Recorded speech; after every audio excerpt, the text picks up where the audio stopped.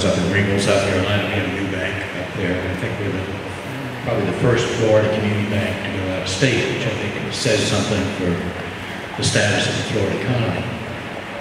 But it was interesting talking out there because the Western Carolinas, as you know, has been a primary second homes for a lot of people out of South Florida, and Florida as a whole.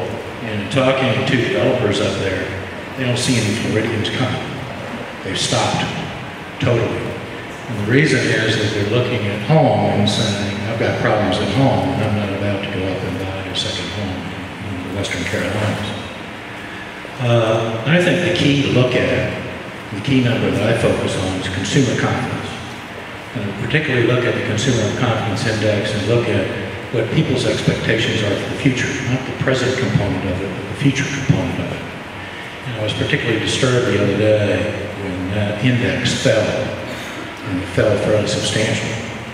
Because people are only going to buy homes, they're going to buy durable goods, if they have confidence as to what the economic future looks like. And you got to remember that really the scale is at 90, is when you really can look at it and say it's an optimistic, and we're at 46 at the moment. So that gives you an idea of how low we are. That also drives CEO confidence and CFO confidence.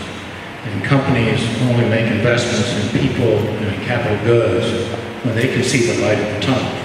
And a lot of that is driven by where the consumer is.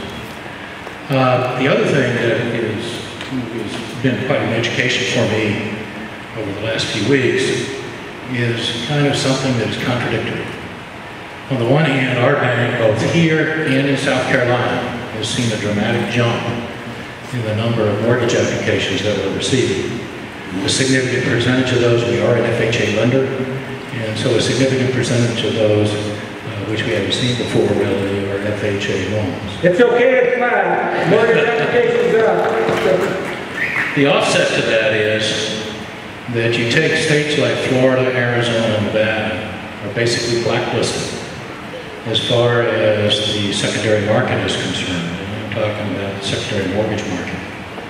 I have never been in a market before where, yes, you would sell mortgages that were distressed, non-performing at a discount. And you've heard the type of discounts that a lot of the private equity people are demanding.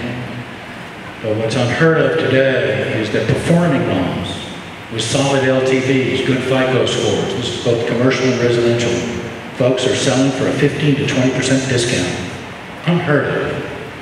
So that's why I said it's a real contradictory situation at the moment to see that level of volume increase, but yet there still is a liquidity crisis within the United States. There's certain types of product right now that you really can't find a placement for. That would be, for example, jumbo loans on investor. There really isn't a market for it. So what's the future? As I've told everybody, I lost my 2020 foresight. So I've got my 2020 hindsight, and my 2020 foresight just disappeared. Thank you, sir.